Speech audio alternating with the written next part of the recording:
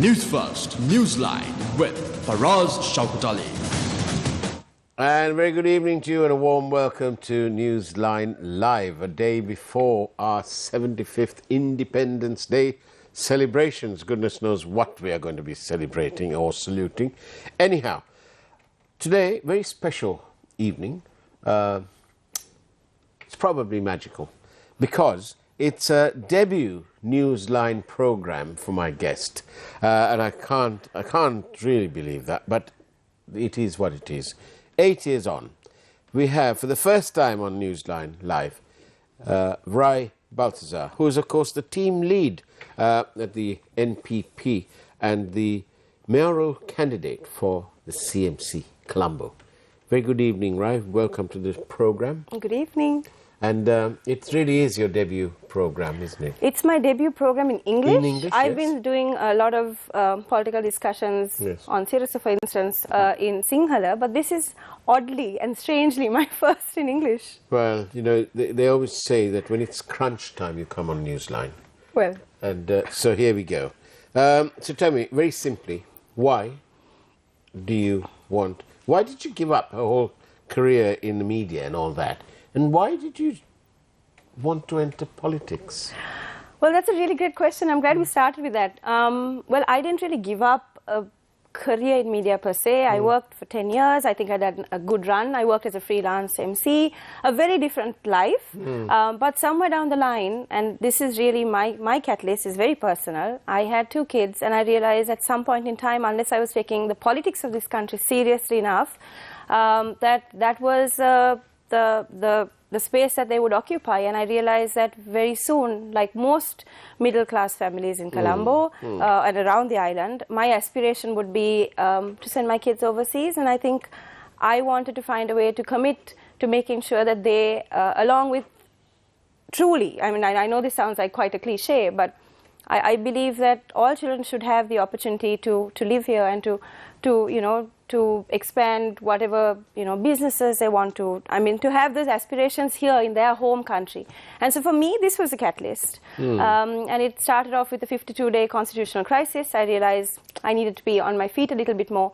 And very slowly, I kind of merged in with different political parties as an activist, not parties per se, but as a non-partisan activist. And over time, I found a party that resonated with me, and this is the Jatika Jana Balawegaya for me.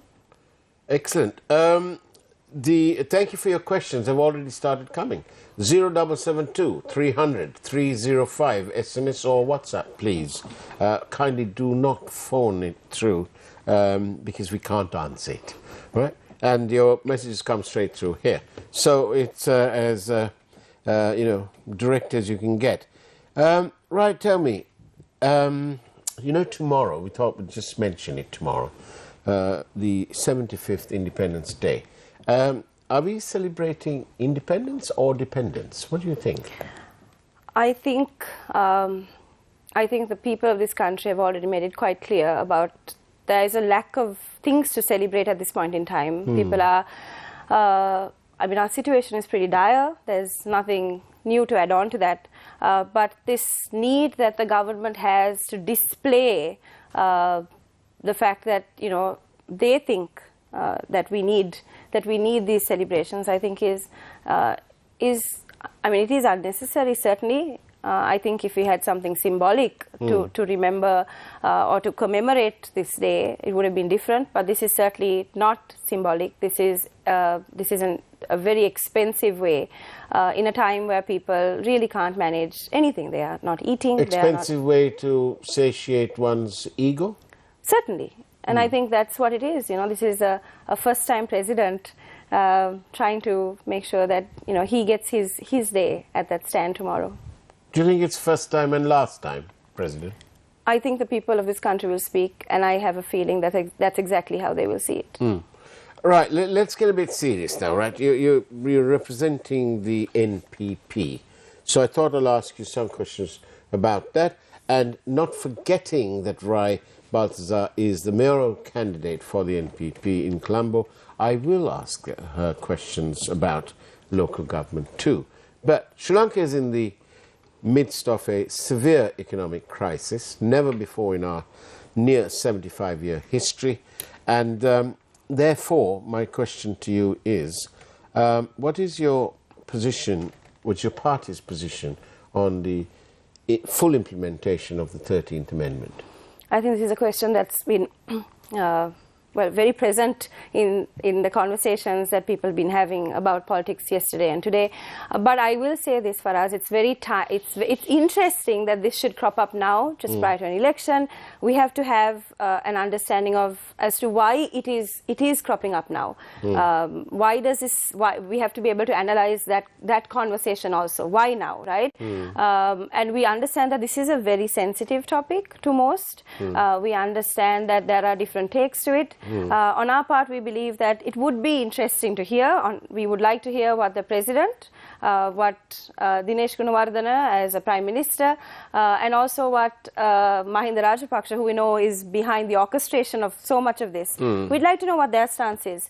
On our part, we believe that there needs to be a fresh constitution which happens with speaking to people, and I think that is something that we've always been saying. We talk about building the powers that people want, and that is a conversation for us. For us as NPP, and I know that it makes it a little more complex in giving you an answer that's specific, but that is what it is for us. So it's sensitive. That means you would rather not implement it, but you'd rather discuss it again. Is that have I got it right? If I was to I think that we need to be able to have longer discussions with the people that it affects before we are able to say something. What do you have to say when the Mahanayakas are urging the President to not implement the 13th Amendment? Exactly what I said before. I think so you are more on the page of the Mahanayakas than you are with We will always be on the page of the people, but we need to be able to discuss this with the people. And but I mean, honestly, how do we know what the Mahanayakas, whether the Mahanayakas are representative of what the people say? I think historically we would be able to, it's not necessarily always the same reflection. So it's best to always hear from the people. And of course the Mahanayakas are a portion of that. But the people have spoken, because the 13th Amendment is part of it's been constitutionally done. The 13th Amendment has also been... law, as Mr. Wickremesinghe said. Exactly. It is a part of the law, and it's also something that's been around for 35 years. So it's interesting. So the 13th Amendment also is rather like most things in this country, all talk and no action. Perhaps. It's a bit like that to me. It sounds like that to me. But tell me about this. What's the NPP? I'm asking these questions because, ladies and gentlemen, the NPP appear to be on the cusp of some great discovery by the people of Sri Lanka, and therefore national matters must take precedence over local matters. And local matters is an indication, of course, of what will happen nationally, which is probably why we're having the election. But tell me, what is your party's stance on the size of the military? I think we've always maintained the fact that we have an extremely large military. Given the fact that we are not a country at war, we certainly need to relook at the numbers, because we also understand in terms of public expenditure, a lot of that does go towards salaries of the military. So what would your party sort of think of doing with people who are, say, if you sort of trim the size of the military from 250,000 to, I don't know, 80,000? What would you do with the balance? I think that's something that we would need to, with pretty much everything that we've discussed about the public sector for us, one of the things that we do say is that it's not just about clearing out people, it's also about relooking and reallocating these resources. And so very much, I think, even in this case, when we're talking about the military, there will be certain, perhaps, reallocations that will benefit the good of the people. Do you think, on this, going back to this business, that the JVP, the NPP are on the cusp of some great discovery by the voters of this country? Do you think that you expect that the people will vote NPP on the basis they are the least corrupt? I think people have multiple reasons as to why they want to vote for us, and certainly that is one reason. But there's been a real shift in people's understanding of how they view politics and how they view their own engagement with politics. And there has been a real longing for something that they consider to be new and fresh. And they're very tired of the system that existed. Like, if I'm going to bring it back to something a little local, which is, you know, just our local government here. If you look at the Colombo Municipal Council, it's forever. I mean, it's a very old council, about 150 years old, of which, since in the independence, post-independence, has always been to one party. It's always been, you know, one party's business to run the council. But people are tired of that. People do want change, because there is a dire need in their homes, at their workplaces, that they don't have that faith and trust in those parties that they've always traditionally voted for. Indeed. The majority in the Colombo Municipal Council area, I'm told, are Muslim. How does your party appeal to that majority in this town, this city? So I think there are a few answers to that question. You're going to have to bear with me a little bit. I think for the longest time, again, people have voted in. I think we've had over 5 or 6 mayors who've been Muslim. But it's not always fair to say that, you know, No, I do beg your pardon. I'm not suggesting that you may not be elected because you are a non-Muslim. That's not what I meant. What I'm saying is, why would the majority community in this town, in this city, why would they vote for an NPP mayor? And I can answer that. I think they are looking for a leader with no corruption. They're looking for a party that represents the things that people in particular in the last year have been calling for, which is for a change in system. And I don't think they are going to see that with the other parties that will put forward names of those, especially on the basis of religion and race, into that pitch. And I don't think people, I think this time, and we believe this time, that change is going to happen. And is it, how is the NPP looking at all their candidates across all electoral platforms, local government, provincial, parliamentary, and then the presidential as well? Does the NPP say to all its candidates, like you must make public your asset declaration? We have traditionally always shared our assets, which is a part of the process of running for office. That is already a part of our processes with the Elections Commission, and we share it with the Elections Commission, which is what we're mandated to do. But what about going the extra mile and going beyond the electoral mandate or the Elections Commission's rules? And how about putting it all out in public? I think that's certainly a conversation that, I mean, people want to see transparency and accountability. What about you, yourself? I think I will obviously do what we will do. You follow what the party says? Well, I think in certain instances we have shared values and we had shared interests, and I wouldn't use the word followed, but I certainly do think that we will work together at making sure. Would you be taking a leaf out of Eran Wickramaratne's book, for example, even though he's from another party, and would you make your asset declaration public? First, I'm going to ask you this. There are people, I'm not saying Iran, but there have certainly been other people on that list who have declared their assets, who we also know may not be, I mean, just because you declare assets, it doesn't mean that you are clean. Right? And I think that's clear but from that list as well. So I would like to see a more accountable system in which if we are collectively declaring assets, then there has to be some kind of checks and balances of how that process also happens. And I think it's not fair to say, oh, you're not declaring assets, or just because you declared assets, then you become a better, cleaner person. And I think that's evident with those some people who've already declared their assets, and we know that declaration doesn't really count for much. Many messages from our viewers who say that they're delighted to have you as the guest today. So, you know, you must have done something wrong, or something right, I mean. But tell me, why would the people of Colombo vote for you? Because we are representative of everything that they have asked for. If you look at our team, we have in Colombo, the Colombo Municipal Council alone has 5 electoral seats, 47 wards, 113 candidates. I am the team lead, which makes me, I think we use the term team lead, but for the purpose of, I think, those watching, that means I am the mayoral candidate. But I am one representative of a very, very strong and diverse team. We have, in that question you asked me before about the Muslim vote, I mean, we have those who represent Muslims in our group. We have over 20 amazing men and women who represent their constituencies, who belong to those categories. But I don't want to say that Faraz as saying, oh, we've done the token representation, or we've done the Muslim list, and we've done the Tamil list, and we've done the Sinhala list.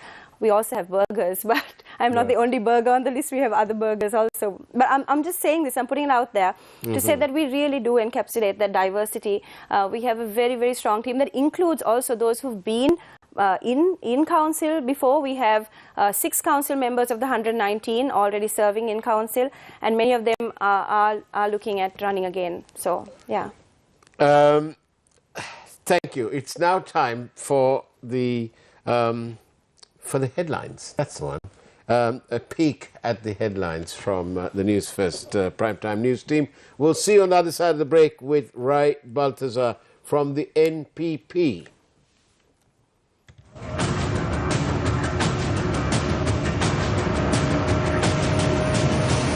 News First, Newsline with Vraie Cally.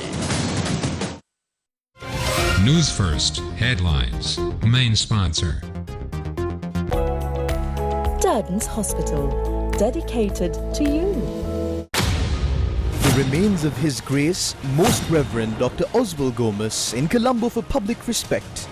Funeral on Monday. All set for the 75th Independence Day celebration at Gaulface. Court order prevents unauthorized entry to Gaulface and surrounding areas. CEB takes back assurance given to Supreme Court on suspending power cuts. 2 members of the Public Utilities Commission resign. Sri Lanka bondholder group called for domestic debt reorganizing. Ashumara Singh reappointed to advisory port. Karu Jayasuriya bestowed with Sri Lanka's highest civil honor. News First Headlines. Main sponsor. Durdens Hospital, dedicated to you. Experience the best in healthcare at Durdens Hospital's new Alfred Place wing. We continue to evolve into a purpose-built hospital of the future, with an ambience built to deliver world-class care. Durdens Hospital, dedicated to you. Experience the best in healthcare at Durdens Hospital's new Alfred Place wing. We continue to evolve into a purpose-built hospital of the future, with an ambience built to deliver world-class care. Durdens Hospital, dedicated to you.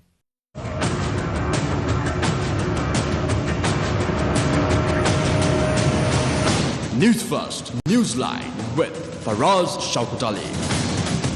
And welcome back. I'm in conversation this evening with Vraie Cally Balthazaar, the NPP mayoral candidate for Colombo.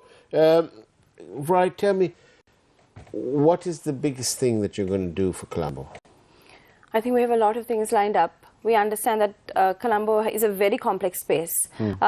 It's very, like I said earlier, it's very diverse, but it's also very complex. And some of the issues that people have been dealing with, housing, infrastructure, transport, health, also facilities for women and children, these are all equally important. So it's not one thing, but I think we need to be able to put all of these things on the table and be able to make far more sustainable choices. And also, I'm going to use this word, I think a far more humanistic approach to dealing with the problems of people in Colombo, because quite often there are certain issues that are dealt with and have been dealt with over the last 20-30 years that are considered to be progress because it is seen as development, but we're not always taking the side of the people.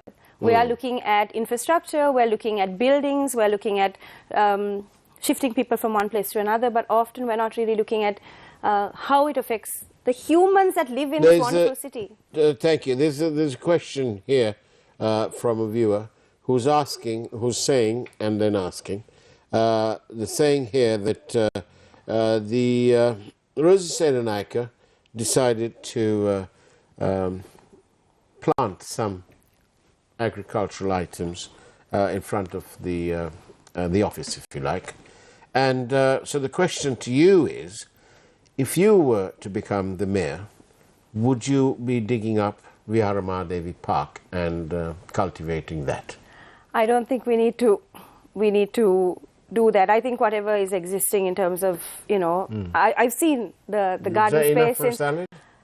There's enough for quite a few salads, but it certainly isn't. I think that's kind of a, but we're looking at Colombo that has definitely a food crisis, right? A lot of people in Colombo, considering that 60% of Colombo is poor, and many of them also work in the informal sector, which means it's daily work, right? So what I'm trying to get at is that it's going to be very difficult for people. The food crisis is real, not too far away from the grandeur of the municipal council, less than a kilometer, in around that space, you have people who live in a very dire way. So I think for us, it would not just be about making sure that there were little garden patches, which are great and wonderful, but not really addressing the real problem of people, which is something that's, I think, a lot more problematic. And so for us, it wouldn't be just about growing things, but also about things like, for instance, community kitchens, which we saw a lot of last year, and making sure that people are able to feed their families, no matter how much money they had or they didn't have, Do you find it odd that, while you say, 60% and all that business, right? Do you find it odd that the eating houses in Colombo are sort of chock-a-block? I don't think... They're quite full, They are, not the ones that I frequent, but some are, but a lot of them are, they're not staffed in the way that, people need to eat. And this is something that I think if we're looking at also income generators for Colombo, there are so many things that people in Colombo can do, and I know there are certain areas that have already been built to make sure that people have access to food, people are cooking, sharing their meals, but I think it can be done on a far more a wider basis, where we're providing jobs, opportunities and food to people. On the campaign trail, are you sometimes asked about the past of the JVP, and are you sometimes asked why doesn't the party publicly apologize for their past transgressions? I think I want to answer that question in two parts. Yes, quite often we get asked, not just at local government level, but obviously when we meet people who are very curious as to what happened and why it happened. And I think it requires us to also understand a history for us on our part, understand a history that's far more complex than the narrative that we've been taught through media for the longest time about what may have happened in that era, right? Isn't it easy just to apologize? And I'm going to add on and say that over the years, the JVP, and not the NPP, because the JVP is part of the NPP, and I want to be able to make that distinction. The JVP has, in fact, talked about their concerns about that era and made it public also. Andra has spoken about in Parliament.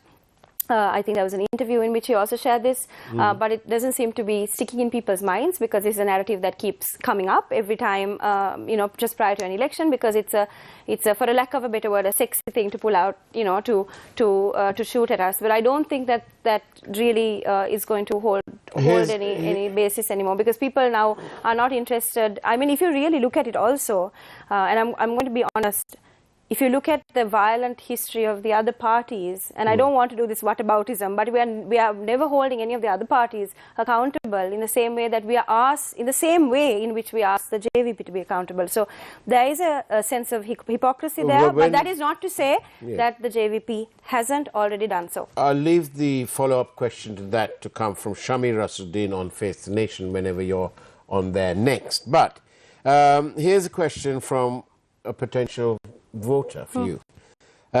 Please ask your guest how she proposes to 1. address the incessant corruption amongst the MMCs. 2, reduce the amount spent on garbage collection. It's almost 30% of revenue. Yeah. So if you look at the Colombo Municipal Council, the estimated revenue for this year is 17,854,000. So that's literally almost 18 billion rupees. We should be able to, if we had a good system in place, if we had an efficient system in place, a system that didn't have corruption, we would be in a much better place, and we would be able to really help our constituents in the way in which they need to be. So in answer to that first question, if we have more of our party in those places of power, I think that automatically initially addresses some of those concerns, because we believe that we are bringing people who are trustworthy. But there will always be, if you look at how people make money in the council, and this is why being in the council is such an interesting way to make money, the tenders, right, so corrupt. So many politicians kind of give out that. What are you going to do about this? There have to be stricter laws, better control in place to make sure that that doesn't happen. Can we go on to the next one? The so-called big wigs in your party who are not in parliament, they're supposed to be contesting the local government elections. But don't you think, and is it fair to say that come the parliamentary elections, they will abandon their local government positions and then sort of go to the parliament and leave the local people home and sort of looking up? High and dry. No, we don't believe that will happen, but we will also say this, right? And this is very important. If our teams are very capable teams, each of us are here because we all have the ability to, to be a part of changing this narrative. And we believe that each of us, all of us, including our teams, like we don't use, I mean, the reason that we use even the term team leader is because we understand that there is a team in place, right? And so whatever decisions have to be made at that point in time, we will, but we will not leave anyone high and dry. We will have systems and disciplines in place to make sure that if in case someone is called to run for a larger election, a bigger election later on, that nobody is going to be, no council is going to be disarrayed because of the departure of one or two people. All right. If elected mayor, what and how will you deal with the hundreds of beggars and the homeless around Colombo to house them, etc., as this does not bode well for the city's image and for the safety of all concerned, including motorists? With the present situation, the issue will just get worse. It will get worse, but I will go back to saying that I think we need to understand Colombo as not just pretty buildings and good roads, but also a place for people where there are networks of security, where there are networks of safety for them. But what about these hundreds of beggars? So there are people who are on the streets who, some, yes, it is a business for some, certainly, yes, but there are also those who are genuine beggars. Yeah, either which way, genuine or ingenuine, there have to be systems in place that support people, and that requires for a council to have safe homes. I can tell you during COVID, for instance, at a time in which I was not technically working with the party, but certainly working in a very different capacity, looking for homes and shelters for people who were on the streets. There were no homes. There was no place I could send people to. There were no places that we could, and so these are the real problems also. If you reduce the cost of garbage collection from the 30% of revenue, say, to about 10% of revenue, you'd have a pile of cash. If we reduce, I mean, with the money that the council makes for us every year, we can, we believe if we become far more efficient and reduce our costs, right? There's 100 different ways in which we can do that. I mean, just to give you an example, just a couple of months ago, there was, the JVP, because it is a JVP in the CMC at the moment. 2018 was a JVP, it was a JVP that ran, not the NPP. And so our six Mantri Varu, who I keep using the word ministers, but the six of them are, our municipal council members were a part of, I mean, they brought up this conversation where the council was spending over $1 million every month on food. Right. For for the So you're suburbs. going to address all that? Right? So these are things that we have to address because we believe that it is the money of the people. This is tax-paying Colombo. Tax-paying Colombo deserves to have that justice for the amounts that they're paying. And tax-paying Colombo deserves to have Vraie Balthazaar. Well, we hope so, and that's up for the tax-paying Colombo to decide. Thank you very much. Vraie Balthazaar, thank you very much. Here's a little thank you card. Thank you. And that's the way it was on Newsline Live with Vraie Balthazaar. It's now time for the primetime news. Take care. Have a great evening. Hopefully a good weekend. And as always, God bless you all.